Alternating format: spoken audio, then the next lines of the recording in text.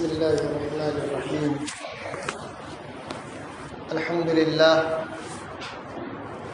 الحمد لله وحده لا شريك له، والصلاة والسلام على محمد لا نبي بعده، ولا رسالة بعد رسالتي، ولا نبوة بعد نبوتي، ولا كتاب بعد كتابي، ولا معصوم بعد اسمتي، ولا سنة بعد سنتي، ولا أمة بعد أمتي. أما بعد، قال الله تبارك وتعالى في القرآن المجيد والفرقان الحميد: فأعوذ بالله من الشيطان الرجيم، بسم الله الرحمن الرحيم. إنما يخشى الله من عباده العلماء، إن الله عزيز غفور. وقال النبي صلى الله عليه وسلم قال: الدنيا ملعون وما فيها ملعون إلا عالم أو متعلم. وقال الله تعالى: خيركم من تعلم القرآن وعلمه. صدق الله العظيم وصدق رسوله النبي الكريم، ونحن على ذلك لمن الشاهدين والشاكرين، والحمد لله رب العالمين. معزز و مکرم دینی اور ایمانی بھائیوں، اللہ تبارک و تعالی نے اس دنیا کی رشد و ہدایت کے لیے انبیاء علیہم الصلاۃ والتسلیم کو مبعوث کیا۔ انبیاء علیہم الصلاۃ والتسلیم کے دنیا سے چلے جانے کے بعد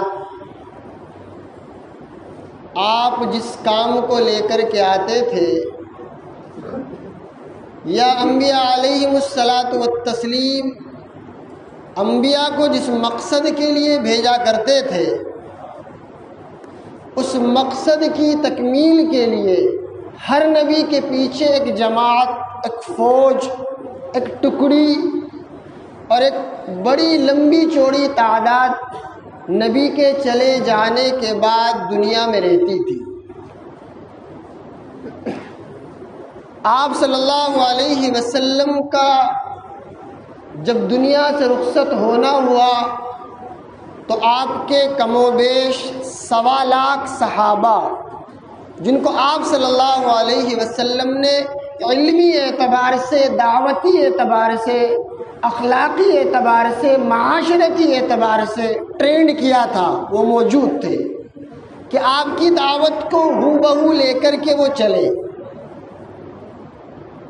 محنت کی، چلت پھرت ہوئی، آج ہمارے پاس تک وہ دین پہنچا ہے اور من وعن پہنچا ہے۔ قرآن بغیر کسی کمی اور زیادتی کے ساتھ ہمارے پاس ہے، احادیث مبارکہ بھی ہمارے پاس ہے، اور آج بھی ان کو پڑھنے اور پڑھانے والے، ان کی حفاظت کرنے والے علماء کرام، مشائخ عظام ہم تمام کے درمیان میں موجود ہیں۔ یہ سلسلہ جب تک چلتا رہے گا، جب تک دین کے اندر نہ تو کوئی تبدیلی آئے گی، نہ کوئی تغیر آئے گا۔ اللہ کے رسول صلی اللہ علیہ وسلم سے پہلے سیدنا عیسیٰ علیہ الصلاۃ والتسلیم نبی ہوا کرتے تھے۔ آپ کے دنیا سے پردہ فرمانے کے بعد آپ کے اصحاب نے پہاڑوں کے اندر، جنگلات کے اندر گوشہ نشینی اختیار کی، اس لیے علم کا جو مقام تھا، جو مرتبہ تھا، اس میں تغیر اور تبدل آ گیا۔ انہوں نے کتاب کے اندر اپنی تحریف کر ڈالی، منمانی باتیں لکھ ڈالی، جن کو کرنا آسان ہوا ان کو داخل کر دیا، اور جن کا کرنا آسان نہیں تھا ان کو اپنی کتاب کے اندر سے نکال دیا۔ بتانا مقصود یہ ہے اللہ کے رسول صلی اللہ علیہ وسلم اور جتنے بھی انبیاء دنیا میں آئے ہیں ان تمام کے علموں کے وارث علماء حضرات ہوا کرتے ہیں اور ہیں آج بھی ہمارے درمیان میں جو علم کے جاننے والے ہیں۔ علم وہ ہے کہ انسان کی حفاظت کرتا ہے، علم انسان کی حفاظت کرتا ہے، اور دولت ایسی شے ہے، ایسی چیز ہے کہ انسان کو اس کی حفاظت کرنی پڑتی ہے۔ ہمارے معاشرے کے اندر سب سے کم پایا جانے والا طبقہ علم والوں کا ہے، جن کے پاس اللہ اور رسول اللہ صلی اللہ علیہ وسلم کی احادیث مبارکہ کا علم ہے۔ ساری کائنات میں وہ سب سے ممتاز ہے۔ آپ ساری رات عبادت کر کے بھی ایک عالم کے سونے تک کو نہیں پہنچ سکتے، چاہے جائے کہ آپ اس کی برائی میں ملوث ہو، اس کی برائی کریں۔ عالم کی برائی کرنا یہ سمجھ لو اپنی آخرت برباد کرنا ہے۔ علماء نے لکھا ہے کہ جو انبیاء کے وارثین کی برائی کرتا ہے، ان کے پیچھے پڑتا ہے، ان کے اوپر نکتہ چینی کرتا ہے، حق سبحانہ و تقدس موت کے وقت اس کو کلمے کی توفیق مرحمت نہیں فرماتا ہے۔ علامہ شامی رحمۃ اللہ علیہ نے لکھا ہے کہ آپ گھر کے اندر بکری پالو، بھینس پالو، اس سے دودھ کی توقع رکھتے ہو، اس کا گوبر اور اس کی مینگنی کون اٹھائے گا؟ آپ علماء سے فیض اٹھانے کی تو بات کرتے ہو، ان کی کمیوں کو درگزر کرنے کی بھی تو سوچنا چاہیے۔ آج میرے محترم بزرگوں اور دوستو، امت کی رہبری اگر کوئی کر سکتا ہے تو اس امت کے علماء کرام ہی ہیں۔ ایک بہت بڑے اللہ والے بہت بڑے بزرگ گزرے ہیں، سید کبیر احمد رفاعی رحمۃ اللہ علیہ۔ آپ بڑے با کمال بزرگ ہیں، اتنے با کمال بزرگ ہیں کہ دن ہو یا رات ہو، کسی بھی وقت آپ جب بستر پر آرام فرمانے کے لیے سوتے تو آپ کے بارے میں یہ لکھا ہے کہ آپ کو اللہ کے رسول صلی اللہ علیہ وسلم کی خواب میں زیارت ہوتی، بار بار ہوتی، کبھی دن میں ہوتی، کبھی رات میں ہوتی۔ لوگوں نے پوچھا کہ حضرت آپ نے اس مرتبے کو کیسے پایا، آپ اتنے بلند مرتبے کو کیسے پہنچے؟ آپ رحمت اللہ علیہ نے فرمایا کہ میں نے کبھی کسی کو حقیر نہیں سمجھا، چاہے وہ عالم ہو چاہے وہ جاہل ہو، میں نے ہر ایک کا اکرام کیا، ہر ایک کی عزت کی، کسی کو میں نے حقیر نہیں سمجھا کبھی۔ اور عالم کے سامنے میں نے کبھی بھی اونچی آواز میں بات نہیں کی، نہ اس کی طرف میں پیر کر کے بیٹھا۔ اور آپ کے بارے میں قصہ مشہور ہے کہ آپ ایک مرتبہ عصر کی نماز کا وقت قریب تھا، آپ جنگل میں تشریف لے جا رہے تھے، ایک مڈھیر جس پر آپ چل رہے تھے تیزی کے ساتھ کہ نماز کا وقت نہ نکل جائے، آپ رحمت اللہ علیہ دوڑے ہوئے جا رہے، ادھر سے اسی مڈھیر پر کتا بھی آ گیا۔ اب کتا آ گیا تو حضرت کبیر رفاعی رحمۃ اللہ علیہ کے دل کے اندر یہ بات آئی کہ اس طرف بھی پانی ہے، اس طرف بھی پانی ہے، کتا بھی گندا ہے، اگر میرے جسم سے مس ہو گیا تو پتہ نہیں کتا ناپاک ہے کہ پاک ہے، اس پر گندگی لگی ہوئی ہے، کیا لگی ہوئی ہے، تو اگر میرے کپڑوں سے وہ ٹکرا گیا، مجھ سے ٹکرا گیا تو میں شک میں مبتلا ہو جاؤں گا، اور پانی کا بھی مجھے علم نہیں ہے جو دونوں طرف ہے کہ یہ پاک ہے کہ ناپاک ہے۔ میں اسی پشو پیش میں مبتلا تھا کہ یا اللہ کیا کیا جائے۔ میں نے اللہ کے حضور دعا کی کہ یا اللہ اس کتے کو زبان دے، میں اس سے کچھ بات کر سکوں، اس سے کچھ کہہ سکوں۔ اللہ تبارک و تعالیٰ نے اس کتے کو زبان دی. سید احمد کبیر رفاعی رحمۃ اللہ علیہ نے اس کتے سے کہا کہ بھائی آپ نیچے کو اتر جائیے، مجھے نماز پڑھنا ہے، عصر کی نماز کا وقت نکلا جا رہا ہے، آفتاب غروب ہونے والا ہے، مجھ پر نماز فرض ہے، آپ چونکہ جانور ہیں آپ پر نماز فرض نہیں ہے.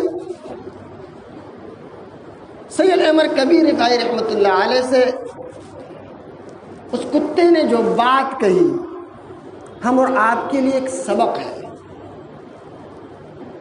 کتے نے کہا کہ کبیر، کپڑے کا جو گندا پن ہے، کپڑے کی جو گندگی ہے وہ پانی سے صاف کی جا سکتی ہے، لیکن انسان کا اگر دل گندا ہو گیا، انسان کے دل کے اندر اگر برائیاں بھری پڑی ہیں تو 7 سمندر کا پانی مل کر بھی اس گندگی کو دور نہیں کر سکتا. اتنا سننا تھا. سید کبیر احمد رفاعی رحمۃ اللہ علیہ کہتے ہیں کہ میں کتے کی اتنی بات سنا اور میں نے فوراً دائیں طرف کو چھلانگ لگا دی پانی میں اور دوڑتا ہوا میں مسجد کی طرف بھاگا. ہم غور کریں بزرگوں، دوستو، ہمارے اطراف میں بھی علماء کرام رہتے ہیں. ایک تو یہ بیچارے ہیں کتنے، ہم اپنے محلے کا جائزہ لیں. حفاظ کی تعداد کیا ہے، علماء کرام کی تعداد کیا ہے، قراء کی تعداد کیا ہے. اس چھوٹی سی تعداد کو بھی ہم تلوار کی نوک پہ رکھتے ہیں. اکرام تو کرنا دور کی بات ہے، اور پھر ہمارے خواب کیا ہے؟ یا اللہ ہمارے گھر میں بھی حافظ پیدا کر دے، عالم پیدا کر دے، مفتی پیدا کر دے، قاری پیدا کر دے. بزرگوں، دوستو، اللہ ہر چیز کرنے پر قادر ہے، لیکن آپ اس کو ویسا عمل پیش تو کیجیے. آپ اگر چاہتے ہیں کہ آپ کے گھر کے اندر کوئی حافظ قرآن پیدا ہو، چاہے آپ کے محلے کے حافظ سے لاکھ اختلافات ہیں، آپ ان کا اکرام کیجئے، ان کی عزت کیجئے. الحمدللہ ثم الحمدللہ. آپ کو زیادہ محنت کرنے کی ضرورت نہیں ہے، آپ کو صرف اپنا بچہ مدرسے میں بھیجنا ہے. اللہ کے فضل و کرم سے اس حافظ کی عزت کرنے کی بنیاد پر اللہ تمہارے گھر میں بھی حافظ پیدا کر دے گا، اللہ تمہارے گھر میں بھی عالم پیدا کر دے گا، اللہ تمہارے گھر گھر میں مفتی پیدا کر دے گا. آج میرے محترم بزرگوں، دوستو، ہم اس چیز کو سمجھیں کہ علم کا اللہ کے نزدیک مقام کیا ہے، کہ علم میراث کس کی ہے، مال میراث کس کی ہے. مال فرعون کی میراث ہے، قارون کی میراث ہے، حامان شداد کی میراث ہے. علم محمد عربی صلی اللہ علیہ وسلم کی میراث ہے. اگر آپ کل قیامت کے دن محمد عربی صلی اللہ علیہ وسلم کے ہاتھ سے جام کوثر پینا چاہتے ہیں تو عالم کی عزت کیجئے، چاہے وہ عمل کرتا ہو یا نہ کرتا ہو. آپ کے محلے کے حافظ سے، مفتی سے، قاری سے آپ کے لاکھ اختلافات ہیں. آپ اگر چاہتے ہیں کہ گھر کے اندر حفاظ پیدا ہو، علماء پیدا ہو، مفتی پیدا ہو، تو آپ سب کی عزت کیجئے بلا تفریق. ہم اس کے الٹ کرتے ہیں میرے محترم بزرگوں. علم ایسے نہیں آتا ہے، علم سادگی کے ساتھ آتا ہے. تکبر رکھو گے، کسی سے کینہ رکھو گے، کسی سے بغض رکھو گے، کسی سے حسد رکھو گے، اور پھر اللہ سے امید کرو گے کہ اللہ ہمارے گھر میں عالم با عمل بنا دے، ایسا نہیں ہو سکتا. آپ تاریخ اٹھا کر کے دیکھیں، اپنے ہندوستان کی تاریخ کو دیکھیں. آج ہم جو اتنی کھلی فضا کے اندر سانس لے رہے ہیں، یہ ہمارے علماء کرام کی قربانیوں کا نتیجہ ہے. دارالعلوم دیوبند کے سب سے پہلے شیخ الحدیث مولانا محمود الحسن صاحب دیوبندی رحمۃ اللہ علیہ، آپ پہلے جنگ مجاہد آزادی ہیں، آپ کو جیل کے اندر ڈالا گیا، آپ کو آگ سے داغا جاتا تھا، آپ کو کوڑوں سے مارا جاتا تھا، صرف اس لیے کہ آپ یوں کہہ دیں کہ ہم انگریزوں کے ساتھ ہیں، کہ آپ کا نام باغی کی فہرست سے کاٹ دیا جائے گا.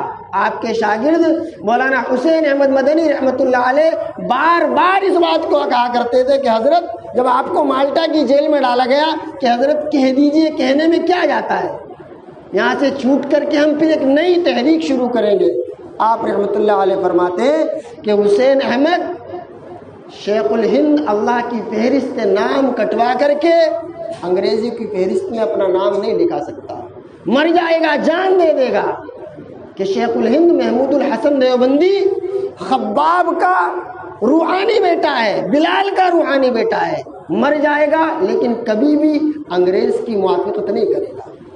علماء یہ ہے میرے محترم بزرگوں دوستوں، کہنے کا منشا میری آپ سمجھیے، میں کسی پر تنقید نہیں کر رہا ہوں۔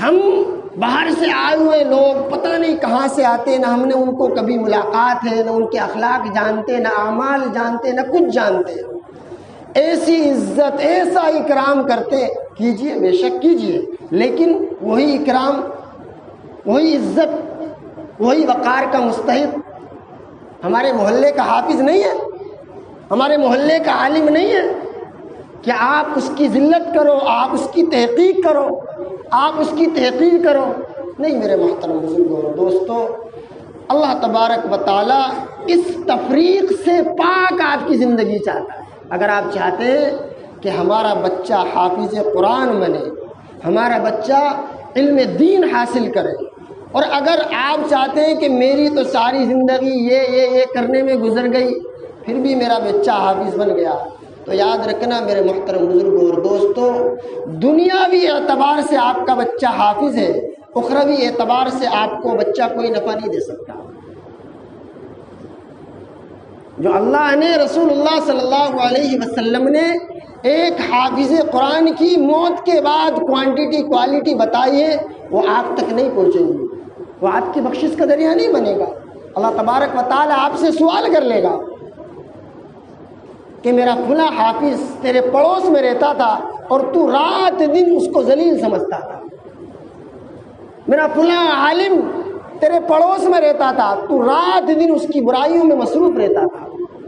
ہم میرے محترم بزرگوں اور دوستوں ان تمام چیزوں سے پاک زندگی گزارے بلا تفریق، کہ عالم چاہے یہاں کا ہو چاہے دنیا کے کسی بھی کونے کا ہو، اللہ نے ہمیں اس کی عزت اور رسول اللہ صلی اللہ علیہ وسلم نے ان کی عزت کرنے کا حکم دیا ہے، ہم کریں۔ اختلافات اپنی جگہ، اگر کوئی نماز پڑھا رہے 2 رکعت، ایسا تو نہیں ہے کہ وہ کچھ اور پڑھ رہا ہے، یا آپ اس کا اکرام اس کے لیے نہیں کرتے کہ اس نے 30 پارے حفظ نہیں، کچھ اور حفظ کر رکھا ہے، اس نے درس نظامی نہ پڑھ کے کچھ اور پڑھ رکھا ہے، ایسا نہیں ہے میرے محترم بزرگوں اور دوستوں۔ اللہ تبارک و تعالیٰ نے تو عالم کی اتنی فضیلت بیان کی ہے کہ عالم کو انبیاء علیہم الصلاۃ والتسلیم کا وارث بیان کیا ہے، کہ یہ انبیاء کے وارث ہیں، کہ آپ نے عالم کی صحبت میں بیٹھے تو گویا ایسا ہے آپ کسی نبی کی صحبت میں بیٹھے، آپ نے کسی عالم کو دیکھا گویا آپ نے کسی نبی کو دیکھا، آپ نے کسی عالم سے مصافحہ کیا گویا آپ نے کسی نبی سے مصافحہ کیا۔ کل قیامت کے دن میرے محترم بزرگوں اور دوستوں ایک شخص ہوگا جس کے بارے میں فیصلہ کر دیا گیا ہوگا کہ اس کو جہنم میں داخل کر دو، جب فرشتے اس کو جہنم کی طرف لے کر کے جا رہے ہوں گے، حق سبحانہ و تقدس فرشتوں سے سوال کرے گا کہ پوچھو میرے بندے کے خاندان میں کوئی عالم دین ہے، کوئی حافظ ہے؟ وہ کہے گا کہ نہیں۔ کہ پوچھو کہ وہ کسی ایسے عالم کو جانتا ہے جس سے اس کی سلام دعا ہو؟ وہ کہے گا کہ نہیں۔ اللہ پھر بڑے کہے گا فرشتوں سے کہ پوچھو کہ وہ ایسے کسی خاندان کو جانتا ہے، کسی خاندان میں اس کی رشتہ داری ہے جس میں دور دور تک کوئی عالم دین ہو؟ وہ بندہ کہے گا یہ بارئلہ نہیں۔ کہ تو پھر ایسے کسی شخص کو جانتا ہے جو تیرا دوست ہو اور وہ کسی عالم کا دوست ہو؟ اللہ فرمائے گا کہ ہے کوئی ایسا؟ وہ بندہ کہے گا ہاں بارئلہ میرا ایک دوست ہے، وہ ایک عالم سے عالم کا دوست ہے۔ اللہ فرمائے گا کہ میرے بندے کی اس عالم کی وجہ سے بخشش کر دو۔ یہ فضیلت ہے میرے محترم بزرگوں اور دوستوں عالم دین کی۔ اختلافات سب کے ساتھ ہوتے ہیں، بھائیوں میں اختلاف ہو جاتا ہے، ماں باپ میں اختلافات ہم دیکھتے ہیں رات دن، لیکن اختلاف اپنی جگہ، اس سے انکار نہیں ہے۔ لوگوں کا تو اللہ کے ساتھ اختلاف ہے، رسول اللہ کے ساتھ اختلاف ہے، وہ اپنی جگہ پہ، لیکن ایک عالم، ایک حافظ، ایک قاری کی عزت اپنی جگہ پہ۔ اگر آپ چاہتے ہیں کہ میرے گھر میں بھی ایک حافظ ہو جو کل آخرت میں میری بخشش کا ذریعہ بنے، سب سے پہلے مجھے اس چیز کو اپنی زندگی کے اندر لانا ہے۔ میرے محترم بزرگوں اور دوستو، مولانا رومی رحمۃ اللہ علیہ نے 3 واقعات لکھے ہیں۔ محمود غزنوی ایک بادشاہ گزرے ہیں، بہت نیک، بہت عابد، بہت زاہد، بہت تقوی والے۔ ان کے یہاں ایک غلام کو لایا گیا جس کا نام تھا ایاز۔ ایاز ایک دیہاتی تھا، نوجوان، نوعمر، تھوڑے ہی دن میں اس نے اپنی محنت، اپنی ریاضت اور اپنی کوشش سے وہ مقام حاصل کر لیا کہ وہ محمود غزنوی رحمۃ اللہ علیہ کا محبوب اور پیارا بن گیا۔ تو اور جو لوگ تھے، جو پرانے لوگ تھے اس کے درباری محمود رحمۃ اللہ علیہ کے، وہ اس بات سے اس کی جلنے لگے کہ ایاز کل کا آیا ہوا ہے، جاہل ہے، بدو ہے، گنوار ہے، ایک دیہات سے اٹھ کر کے آیا ہے اور آج بادشاہ کا نور نظر بن گیا۔ تو ان سب نے مل کر کے پلاننگ بنائی کہ اس کو کسی نہ کسی طرح سے نیچا دکھایا جائے۔ تو تمام درباریوں نے جتنے بھی تھے مل کر کے مشورہ کیا اور محمود غزنوی رحمۃ اللہ علیہ سے کہا کہ بادشاہ سلامت، یہ کل کا بچہ ہے، کچھ نہیں جانتا، جاہل ہے، انگوٹھا چھاپ ہے، بدو ہے، گنوار ہے، رہنے سہنے کا تمیز بھی نہیں ہے، نہ بات کرنے کا تمیز ہے، آپ کی نور نظر بن گیا۔ جو شفقت، جو محبت آپ اس کو دیتے ہیں وہ اب ہم کو نہیں ملتی۔ محمود غزنوی رحمۃ اللہ علیہ نے کہا کہ میں اس بات کا جواب آپ تمام کو کسی موقع پر دوں گا۔ ایک وقت گزر گیا، ایک پھل آتا ہے ایلوے ٹائپ کا جو بہت کڑوا ہوتا ہے۔ ایک دن محمود غزنوی رحمۃ اللہ علیہ نے اس کو منگوایا اور اس کو کٹوایا۔ کٹوانے کے بعد تمام درباریوں میں تقسیم کر دیا اور ایک ٹکڑا ایاز کو بھی دیا۔ تو ایلوا اتنا کڑوا ہوتا ہے کہ وہ اگر انسان زبان پہ صرف ٹچ بھی کر لے تو بہت زیادہ کڑواہٹ محسوس ہوتی ہے۔ تو جب سب درباریوں میں وہ تقسیم کر دیا تو جو بھی منہ میں لیا اس کو اس نے تھوک دیا، جو بھی منہ میں لیا اس نے تھوک دیا۔ تو بادشاہ نے دیکھا ایاز بڑے مزے لے لے کے اس کو کھا رہا ہے۔ تمام درباریوں سے جو ہے محمود غزنوی رحمۃ اللہ علیہ مخاطب ہو کر کے پوچھے کہ کیا ہوا ہے؟ کہ حضرت یہ تو بہت کڑوا ہے، نگلنے کے قابل ہی نہیں ہے، نگلنا تو دور، زبان پہ رکھنے کے قابل نہیں ہے۔ محمود غزنوی رحمۃ اللہ علیہ نے ایاز سے پوچھا کہ ایاز کیا بات ہے، آپ کو کڑوا نہیں لگ رہا ہے؟ آپ تو بڑے مزے لے کر کے کھا رہے ہو۔ ایاز نے کہا کہ بادشاہ سلامت، ہے تو یہ کڑوا، لیکن میں اس فرط مسرت میں کھا رہا ہوں کہ میں ساری زندگی آپ کے ہاتھ سے بہترین غذائیں کھاتے رہا، بہترین چیزیں کھاتے رہا۔ اگر آج آپ نے کوئی کڑوی چیز مجھے کھانے کے لیے دی ہے تو میں کیسے انکار کر سکتا ہوں؟ مولانا رومی رحمۃ اللہ علیہ نے لکھا ہے کہ ہم رات دن اپنے محلے کے علماء سے، حفاظ سے فیض حاصل کرتے ہیں، اگر کوئی ایک بات ان کی ناپسند آ بھی جائے آپ کی نظر میں تو آپ اس کو درگزر کریں۔ کیا کریں؟ درگزر کریں۔ تو تمام درباریوں نے سوچا کہ یہ تو ہماری پلاننگ فیل ہو گئی، کوئی اور جو ہے ایسی ترکیب اختیار کی جائے کہ ایاز جو ہے بادشاہ کی نظروں سے گر جائے۔ تو بادشاہ تک یہ بات پہنچی کہ ابھی تک آپ کے درباریوں نے ایاز کا پیچھا نہیں چھوڑا ہے۔ تو محمود غزنوی رحمۃ اللہ علیہ نے پھر ایک ترکیب اور کی انہوں نے ایک ہیرے کو لیا اور ایک ہتھوڑے کو لیا اور تمام درباریوں سے مخاطب ہو کر کے فرمایا کہ یہ ہیرا اتنے اتنے کروڑ کا ہے، اتنی اتنی اشرفیوں کا میں نے فلاں فلاں جگہ سے فلاں فلاں جگہ بادشاہ سے منگوایا ہے، اور ایک ایک کر کے تمام درباریوں کو دیتا ہوا گیا کہ یہ لو ہتھوڑا اور اس کو توڑ دو۔ تو سب انکار کرتے رہے کہ نہیں بادشاہ سلامت، یہ تو بہت قیمتی ہے، ہم اس کو کیسے توڑ سکتے ہیں، ہم آپ کی شان میں گستاخی کیسے کر سکتے ہیں۔ بادشاہ سلامت نے وہی ہیرے کا جو ہے اور ہتھوڑا ایاز کے ہاتھ میں دیا، ایاز نے زمین پہ رکھا اور اس کو توڑ دیا۔ بادشاہ سلامت نے جو ہے تمام درباریوں کو مخاطب کر کے کہا کہ ایاز تم نے اتنا مہنگا ہیرا توڑ دیا، تم نے اتنا قیمتی ہیرے کے ٹکڑے ٹکڑے کر دیے۔ ایاز نے کہا کہ بادشاہ سلامت میرے سامنے دو راستے تھے، یا تو میں اس ہیرے کو بچا کر کے آپ کے حکم کو توڑ دیتا، یا تو میں ہیرے کو بچا کر کے آپ کے حکم کو توڑ دیتا، یا آپ کے حکم کو توڑ کر کے اس ہیرے کو بچا لیتا، اس لیے میرے لیے آپ کا حکم مقدم ہے۔ مولانا رومی رحمۃ اللہ علیہ نے لکھا ہے کہ تمام چیزوں سے مقدم انسان کے علم اور اس کے علم دین کو دیکھنا چاہیے، انسان کیا ہے وہ نہیں۔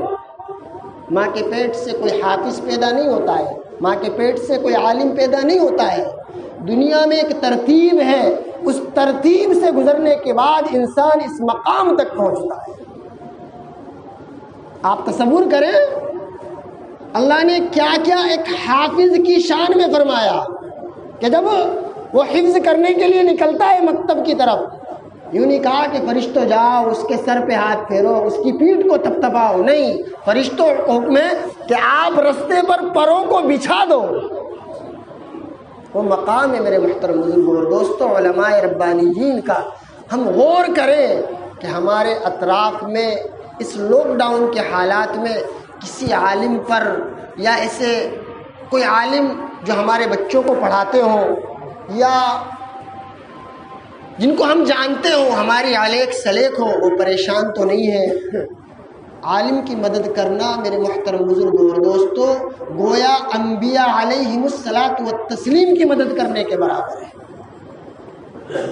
اللہ کے گھر میں، مدرسے میں، اس کے بعد اگر مال کہیں خرچ کیا ہے آپ نے کسی عالم کی مدد میں، تو کل قیامت میں آپ کا وہ مال، آپ کا وہ دیا ہوا مال اللہ ایک نہیں، ایک کے بدلے میں 70 اور 700 سے زیادہ آپ کو واپس کرے گا۔ اپنے مدرسے میں میرے محترم بزرگوں اور دوستوں تقریباً 8-9 مدرسین علماء کرام پڑھاتے ہیں۔